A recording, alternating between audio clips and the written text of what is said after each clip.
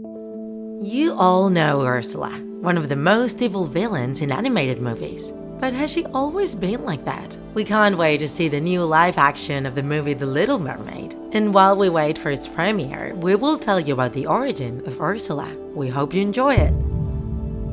Many years ago, at the bottom of the ocean, in one of the oldest and most revered underwater cities, Ursula was born. Her mother was a respected sorceress in their community, and from an early age, the little girl showed great interest in the art of magic. As she grew older, she stood out as one of the best wizarding students in her class, and was acclaimed for her skills and wit. For many teachers, she was talented enough to become a future leader.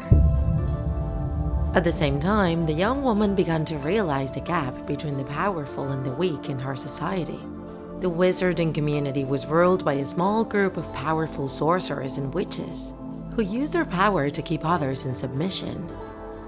As she got older, Ursula began to challenge the status quo and stand up to the leaders. In her view, power and wealth were being monopolized by a privileged few, while many more suffered in poverty and abuse. She fought for equality and justice, but her actions put her at odds with the leaders who saw her as a threat to uphold the system. Detentions caused the bosses to do everything possible to eliminate the problems with her. Unknowingly, she was falsely accused of a crime she didn't commit and sentenced to banishment from the community. The young woman was forced to leave and began to live alone in a dark and lonely cave. There, she met Flotsam and Jetsam, the two moray eels with one bright eye, who became her only company. She used her time in exile to train and develop new skills.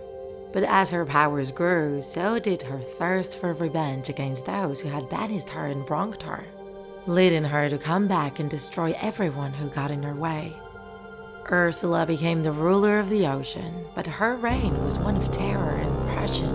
All the sea creatures feared and hated her, but no one dared to challenge her, as her magical strength was unmatched. It was then that a prince, Trident, decided to put an end to that situation. He was young and inexperienced, but he possessed bravery, courage, and love for all the citizens of the kingdom. His father gave him something that belonged to him, a trident. Trident still didn't know how he would use it, but as he grabbed it between his fingers, he felt that this trident was already part of him. With the help of loyal followers, Trident assembled an army and faced Ursula in an epic battle that lasted for days. Despite her great power and abilities, the Sea Witch was ultimately defeated. Trident became the new king of the underwater kingdom, promising a new era of peace and justice for all its inhabitants. And despite her evil actions, he spared Ursula's life, but he forced her to get away from there forever. After being banished from the kingdom, she swore revenge against Trident and his family. For years, she was planning her return and how she would take control of the underwater kingdom. The rest of the story, you already know.